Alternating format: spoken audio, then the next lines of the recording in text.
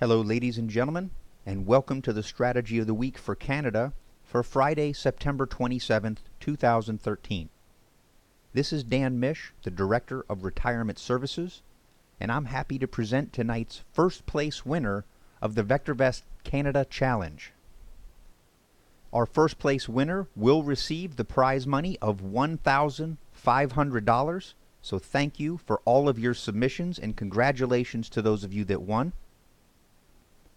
Tonight's first place winner is Petra H. from Ontario. And Petra submitted a couple of custom searches to the VectorVest program, as well as using some very unique stop criteria and asset redeployment criteria, which produced an equity curve that you see down below. Starting in the lower left-hand corner is July of 2008. And this graph runs all the way through July of 2013, which was the test bed for our Canada Challenge. And Petra's submission grew a $100,000 portfolio to $727,700, nearly a 628% return over that 4-year time frame.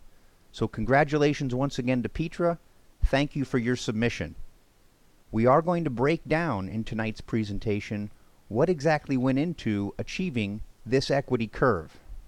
If you would like to review the rules, the settings, or the scoring that was incorporated for our Canada Challenge, please go back and revisit the Strategy of the Week from August the 2nd, 2013.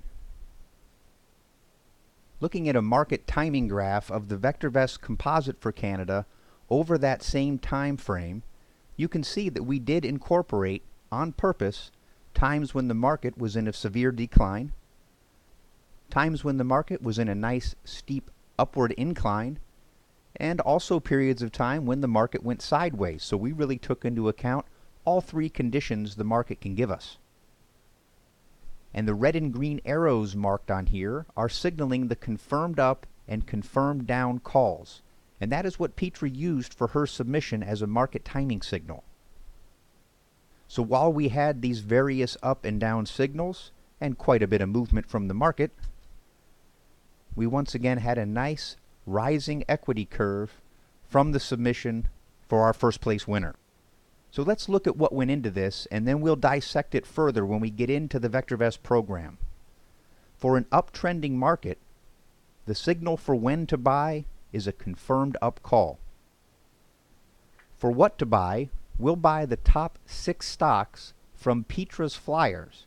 Now that is a new search which she created, and we're putting in the VectorVest program for you tonight, and we'll show you how to access that in just a moment. For when to sell, we have a very specific stop criteria of a 32.8% gain and a 15.3% loss. Now these specific stops are usable in our backtester in the VectorVest program. For real-life tradability, you could round up or down and come close to the same results.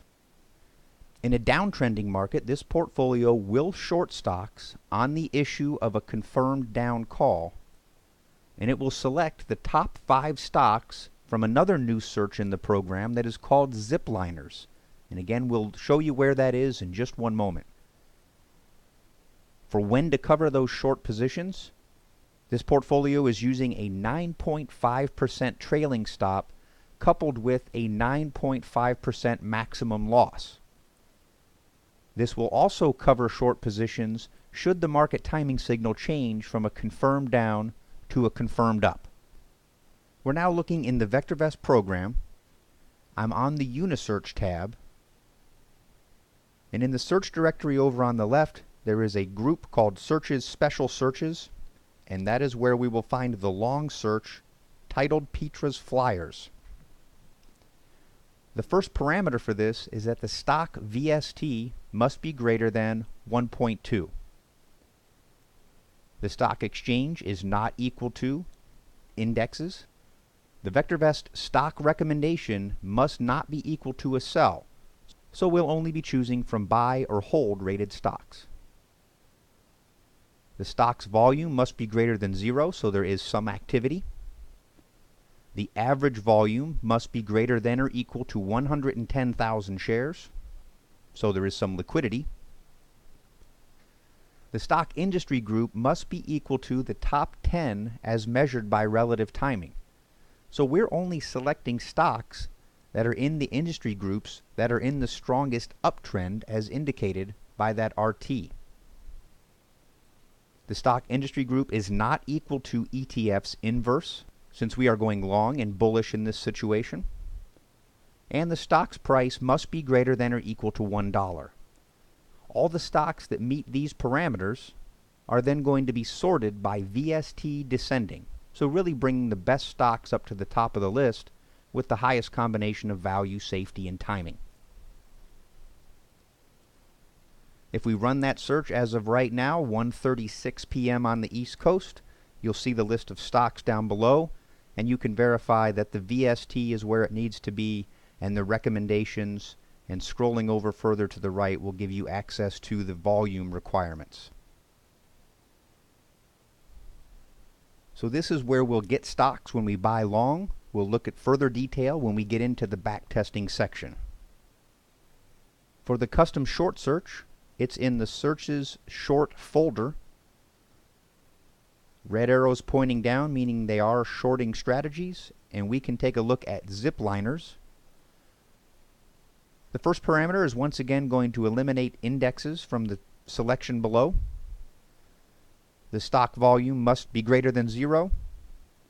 The stock average volume must be greater than or equal to 104,000. We will once again eliminate inverse ETFs.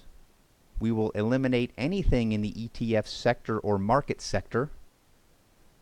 And the stock's price must be greater than or equal to $10, but less than $20. All stocks meeting this set of parameters will then be sorted by the relative value / relative timing. So running this search as of right now, we can see that sort column indicated right here of RV/RT, and those numbers are pretty low, and these would be the stocks we short from on the issue of those confirmed downs. And again, we'll look at further asset redeployment over in the backtester. So here is where we got that picture of the beautiful equity curve. The name of this search is First Place Winner. The timing list used is confirmed calls.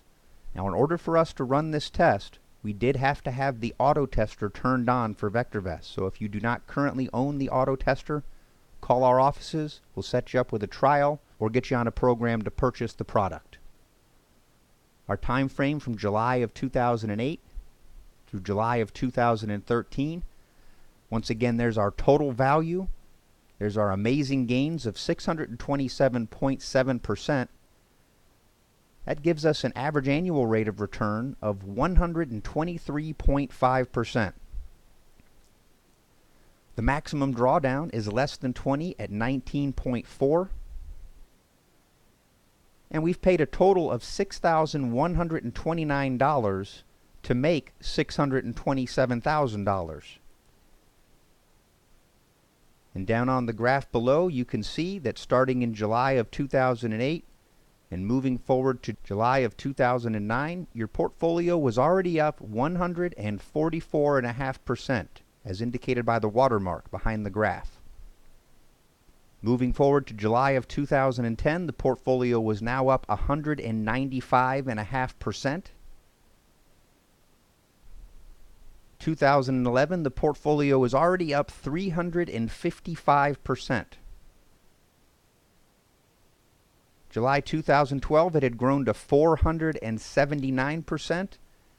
And again, bringing it all the way through the end of July 2013 gives us those gains of 627.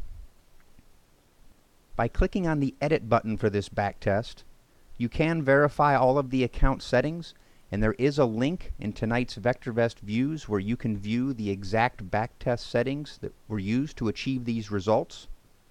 Under the Automation Rules Up tab, in the Stop criteria, here's where you can choose that gain loss, and you can maneuver the buttons to set those specific numbers.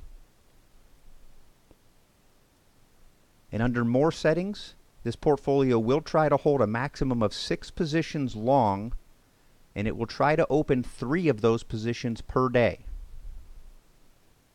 When entering in this situation, which means an issue of a confirmed up, it will close any open shorts and begin to buy long from Petra's flyers.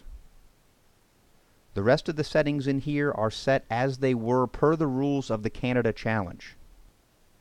For the confirmed down, we will sell short from zipliners, choosing the trailing stop of 9.5% with a maximum loss triggered of 9.5 as well. This will try to maintain 5 short positions, also opening 3 per day. And it's important to note that it will not close any open position on the issue of a confirmed down. So some of those long positions will be permitted to run. And again, the rest of the settings below are per the Canada Challenge rule. We can look at some of the reports, and we'll begin with the situational summary report, which gives us some of the same numbers from the backtester. Here we can also compare this portfolio to the overall market as measured by the ARR of our VectorVest composite, which actually lost money over that time frame, 1.2%. We'll see our winners and losers as far as our campaigns. We had 19 winners and 9 losers, meaning we were winning 67.8% of those campaigns. We had 180 winning trades and 131 losing trades, giving us a 57.8% winning percentage. Again, you can review the drawdown, and we had a CalMAR ratio of 2.45, which is very nice. Moving back to the reports and looking at the summary report, you can view your overall trades, and this has 311 total trades that you have placed over those 4 years, so it is not that active of a strategy. Your commissions are indicated once again down below, and you can review your best trades and your worst trades. So at the end of the Canada Challenge in July of this year, this portfolio was still holding on to 6 positions. You can see all 6 of those were long, and all of them were purchased just prior to the end of the challenge in July of this year. At that time, 2 of them were holding on to gains for us, and we did have 4 of them with losses, although nothing too great, all less than 3%. And so naturally, you're all wondering, well, how has this done from July until the current time frame? Well, we did run the portfolio through yesterday's close, 926. Now the portfolio is up 664%. So we've had some very nice gains in a short period of time. That came at a cost of a little over $100 in commission. Our drawdown has not increased. Our percentage of winning trades has gone up slightly. And the portfolio stands at $764,300. Taking a look at those 6 holdings, all 6 of them were purchased in September. All of them are long. And in this case, we have 4 winning trades and 2 losers, ranging anywhere from a 7% loss to a 17.5% gain.